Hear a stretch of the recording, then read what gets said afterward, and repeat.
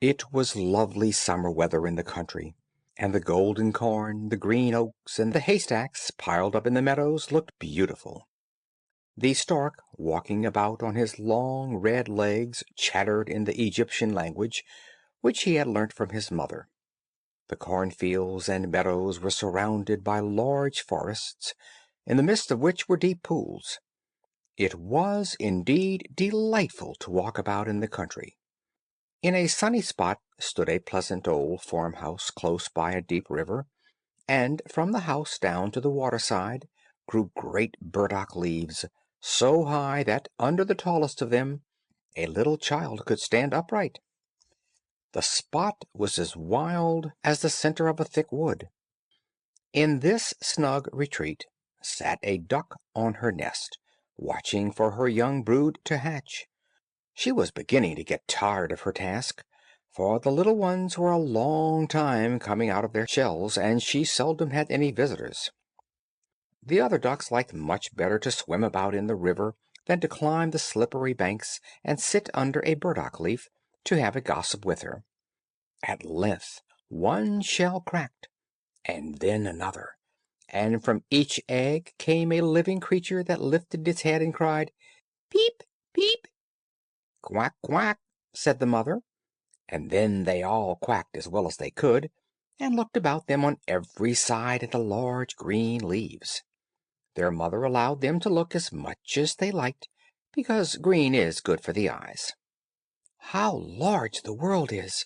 said the young ducks, when they found how much more room they now had than while they were inside the eggshell. "Do you imagine that this is the whole world?" asked the mother. "Wait till you have seen the garden. It stretches far beyond that to the parson's field, but I have never ventured to such a distance.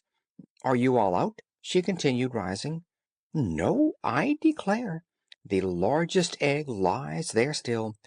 I wonder how long this is to last. I am quite tired of it." And she seated herself again on the nest. "Well, how are you getting on?" asked an old duck who paid her a visit. "One egg is not hatched yet," said the duck. "It will not break. But just look at all the others. Are they not the prettiest little ducklings you ever saw? They are the image of their father, who is so unkind he never comes to see." "Let me see the egg that will not break," said the duck. "I have no doubt it is a turkey's egg. I was persuaded to hatch some once, and after all my care and trouble with the young ones, they were afraid of the water. I quacked and clucked, but all to no purpose. I could not get them to venture in. Let me look at the egg. Yes, that is a turkey's egg. Take my advice. Leave it where it is, and teach the other children to swim." "I think I will sit on it a little while longer," said the duck. "As I have sat so long already, a few days will be nothing." "Please yourself," said the old duck, and she went away. At last the large egg broke, and a young one crept forth, crying, "Peep, peep!" It was very large and ugly. The duck stared at it and exclaimed, "It is very large, and not at all like the others. I wonder if it really is a turkey. We shall soon find it out, however, when we go to the water. It must go in if I have to push it myself." On the next day the weather was delightful, and the sun shone brightly on the green burdock leaves, so the mother duck took her young brood down to the water and jumped in with a splash. "Quack, quack!" cried she, and one after another the little ducklings jumped in. The water closed over their heads, but they came up again in an instant, and swam about quite prettily, with their legs paddling under them as easily as possible. And the ugly duckling was also in the water, swimming with them. "Oh," said the mother, "that is not a turkey. How well he uses his legs! How upright he holds himself! He is my own child, and he is not so very ugly after all, if you look at him properly. Quack, quack! Come with me now. I will take you into grand society, and introduce you to the farmyard.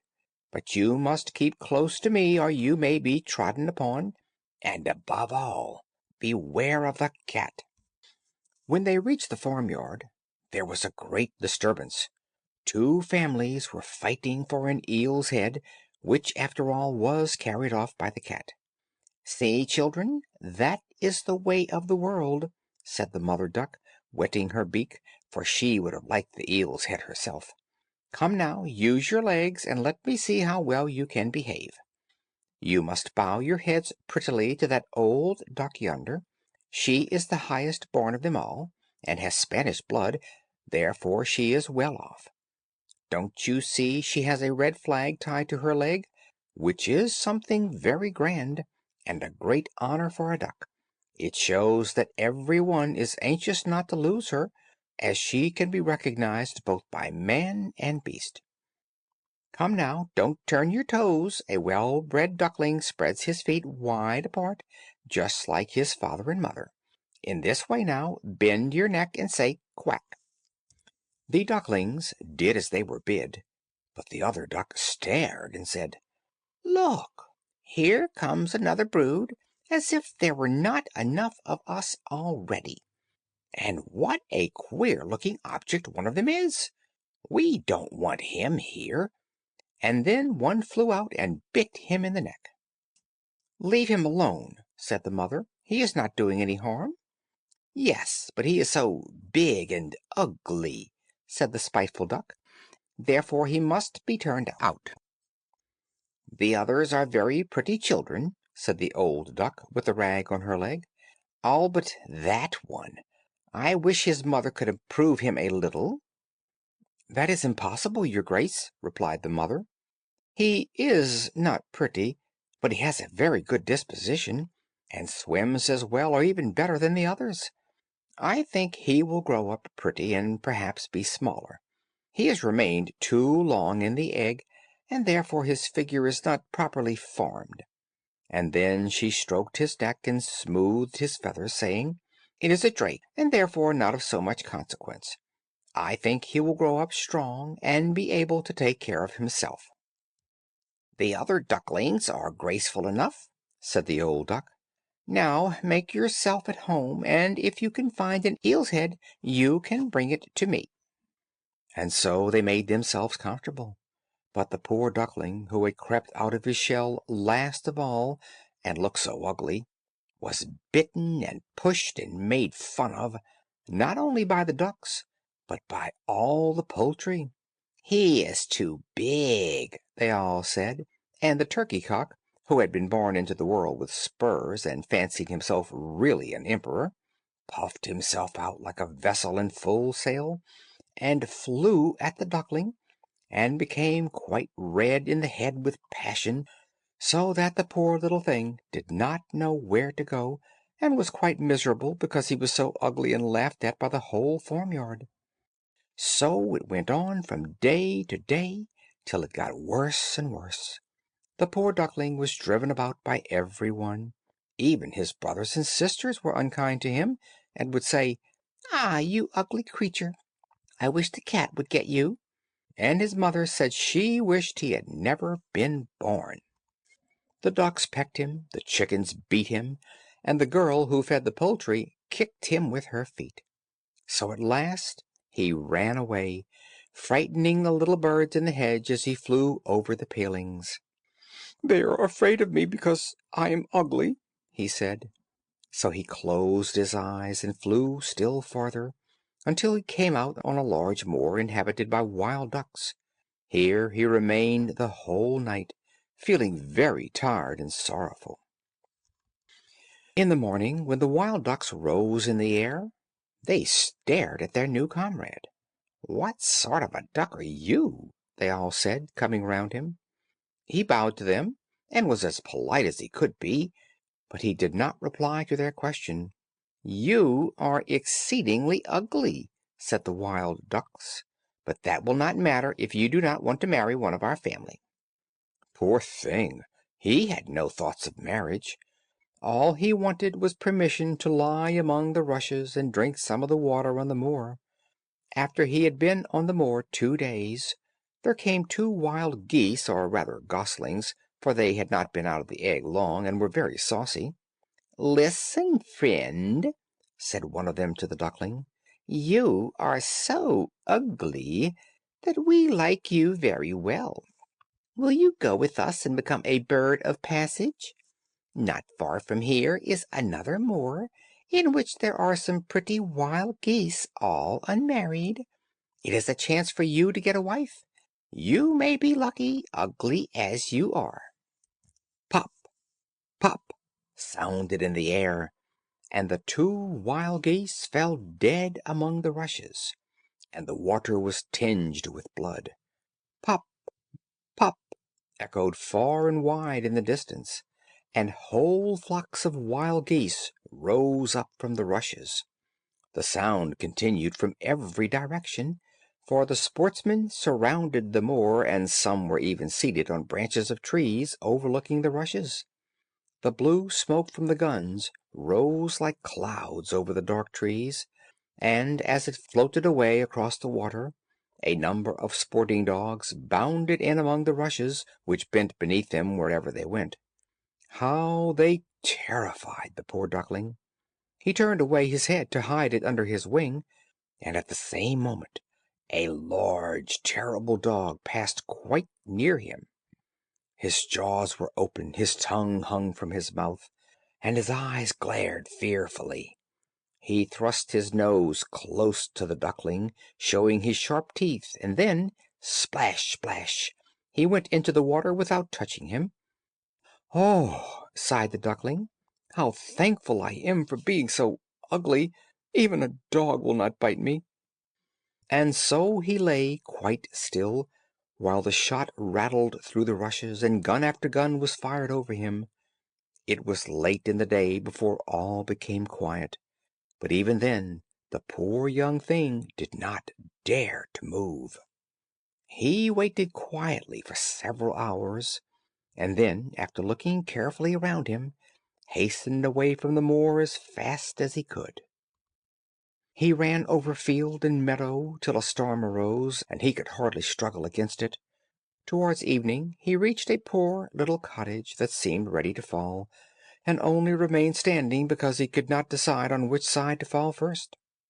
The storm continued so violent that the duckling could go no farther. He sat down by the cottage, and then he noticed that the door was not quite closed, in consequence of one of the hinges having given way. There was, therefore, a narrow opening near the bottom large enough for him to slip through, which he did very quietly, and got a shelter for the night. A woman, a tomcat, and a hen lived in this cottage.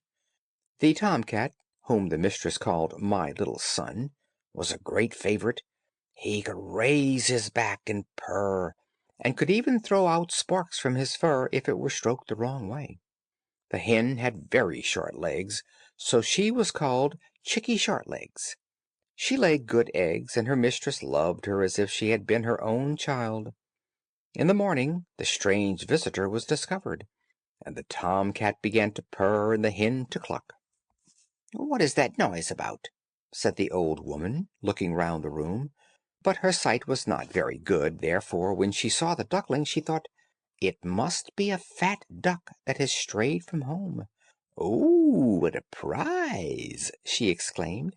"I hope it is not a drake, for then I shall have some duck's eggs. I must wait and see." So the duckling was allowed to remain on trial for 3 weeks, but there were no eggs. Now the tomcat was the master of the house, and the hen was mistress, and they always said "we and the world," for they believed themselves to be half the world, and the better half too. The duckling thought that others might hold a different opinion on the subject, but the hen would not listen to such doubts. "Can you lay eggs?" she asked. "No? Then have the goodness to hold your tongue." "Can you raise your back, or purr, or throw out sparks?" said the tomcat. "No? Then you have no right to express an opinion when sensible people are speaking." So the duckling sat in a corner, feeling very low-spirited, till the sunshine and the fresh air came into the room through the open door, and then he began to feel such a great longing for a swim on the water that he could not help telling the hen. "What an absurd idea!" said the hen. "You have nothing else to do, therefore you have foolish fancies. If you could purr or lay eggs, they would pass away." "But it is so delightful to swim about on the water," said the duckling, "and so refreshing to feel it close over your head when you dive down to the bottom." "Delightful, indeed!" said the hen. "Why, you must be crazy. Ask the cat. He is the cleverest animal I know. Ask him how he would like to swim about on the water, or to dive under it, for I will not speak of my own opinion. Ask our mistress, the old woman.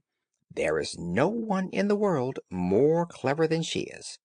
Do you think she would like to swim, or to let the water close over her head?" "You don't understand me," said the duckling. "We don't understand you? Who can understand you, I wonder? Do you consider yourself more clever than the cat or the old woman? I will say nothing of myself. Don't imagine such nonsense, child, and thank your good fortune that you have been received here. Are you not in a warm room, and in society from which you may learn something? But you are a chatterer, and your company is not very agreeable. Believe me, I speak only for your own good. I may tell you unpleasant truths, but that is proof of my friendship. I advise you, therefore, to lay eggs, and learn to purr as quickly as possible." "I believe I must go out into the world again," said the duckling. "Yes, do," said the hen. So the duckling left the cottage, and soon found water on which it could swim and dive, but was avoided by all other animals because of its ugly appearance. Autumn came, and the leaves in the forest turned to orange and gold. Then, as winter approached, the wind caught them as they fell, and whirled them in the cold air. The clouds, heavy with hail and snowflakes, hung low in the sky, and the ravens stood on the ferns, crying "Croak, croak."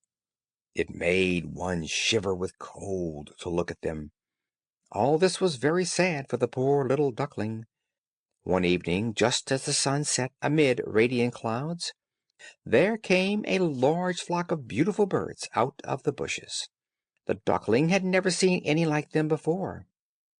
They were swans, and they curved their graceful necks, while their soft plumage shone with dazzling whiteness. They uttered a singular cry as they spread their glorious wings and flew away from those cold regions to warmer countries across the sea. As they mounted higher and higher in the air, the ugly little duckling felt quite a strange sensation as he watched them. He whirled himself in the water like a wheel, stretched out his neck towards them, and uttered a cry so strange that it frightened him. Could he ever forget those beautiful, happy birds? When at last they were out of sight, he dived under the water, and rose again almost beside himself with excitement. He knew not the names of those birds, nor where they had flown, but he felt towards them as he had never felt for any other bird in the world.